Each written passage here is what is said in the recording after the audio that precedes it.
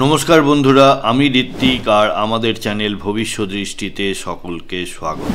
বন্ধুরা, ষষ্ঠ ভাবের অধিপতির বিভিন্ন ভাবে অবস্থান নিয়ে যে সিরিজটি আমরা শুরু করেছিলাম, আজকে আমরা আলোচনা করব ষষ্ঠ ভাবের অধিপতি 11তম ভাবে থাকলে জাতক বা জাতিকা জীবনে কি ধরনের ফলাফল লাভ করে থাকে। পরিশ্রমে লাভ, সেবায় সমৃদ্ধি এবং বন্ধুদের সহযোগিতা।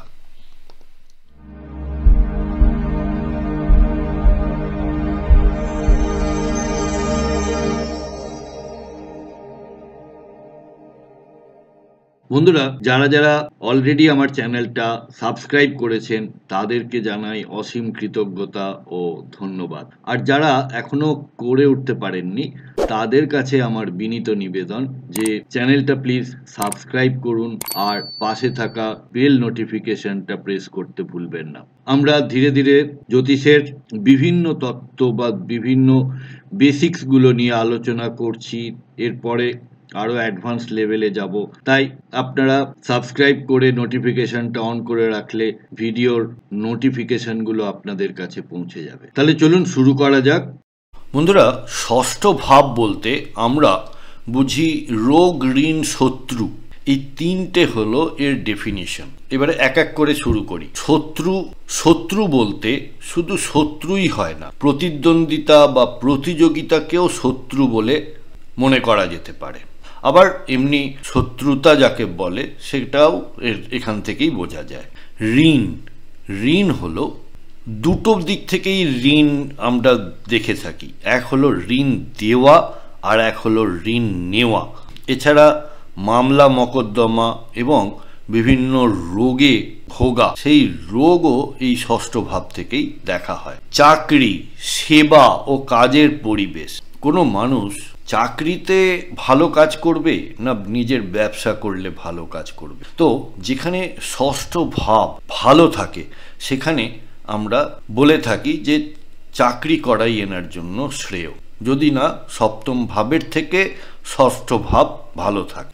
সেবা অর্থ হলো যে হসপিটাল বা নার্সিং হোমে যারা কাজ করেন, ডাক্তারিতে যারা কাজ করেন, তারা মানুষের সেবা করেন। এছাড়াও সেবামূলক অনেক কাজ আমাদের সমাজে প্রতিনিয়ত অনেকে করে থাকেন। তো সেই কাজ এবং কর্মক্ষেত্রের পরিবেশ, সেইগুলোকেও আমরা ষষ্ঠ ভাব থেকে দেখে থাকি।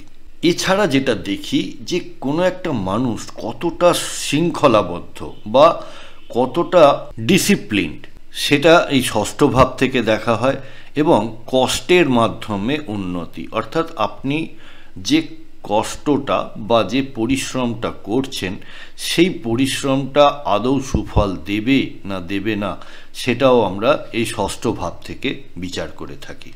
কঠোর পরিশ্রম এবং প্রতিরোধ ক্ষমতা, অর্থাৎ কোনো একটা সিচুয়েশনে কিভাবে প্রতিরোধ করবে বা কোনো একটা আক্রমণকে কিভাবে প্রতিহত করবে, সেটাও আমরা এই ষষ্ঠ ভাব থেকেই দেখে থাকি। 11তম ভাব বলতে আমরা বুঝি লাভ, ইচ্ছা পূরণ ও সামাজিক সংযোগ, বন্ধু সমর্থন ও প্রভাবশালী যোগাযোগ, আর্থিক উন্নতি ও সম্মান, দীর্ঘমেয়াদী সাফল্য ও সমৃদ্ধি।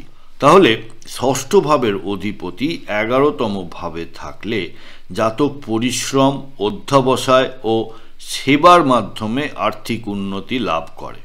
জাতকের লাভ আসে প্রতিযোগিতা, কর্মজীবন বা সেবামূলক কাজের মাধ্যমে। বন্ধু বা প্রভাবশালী ব্যক্তিদের সহায়তায় এনাদের উন্নতি হয়ে থাকে। জাতক নিজের প্রচেষ্টায় ধীরে ধীরে স্থায়ী সমৃদ্ধি অর্জন করে। এই 11th হাউসে যদি শুভ গ্রহের প্রভাব থাকে তাহলে চাকরি বা ব্যবসায় উন্নতি লক্ষ্য করা যায়, সরকারি বা প্রভাবশালী সংযোগ থেকে লাভ হয়, প্রতিযোগিতায় জয় ও সামাজিক সম্মান লাভ করতে দেখা যায়, আর স্থায়ী আর্থিক বৃদ্ধি ও সমর্থনশীল বন্ধু। আর যদি অশুভ প্রভাব পড়ে বা অশুভ গ্রহের অবস্থান বা দৃষ্টি পড়ে, সেক্ষেত্রে লোভ বা অতিরিক্ত উচ্চাকাঙ্ক্ষা লক্ষ্য করা যায়, বন্ধুর সঙ্গে ভুল বোঝাবুঝি হয়, ঋণ বা অর্থ সংক্রান্ত সমস্যা তৈরি হয়, অতিরিক্ত কাজ থেকে এনাদের মানসিক চাপে ভুগতে দেখা যায়।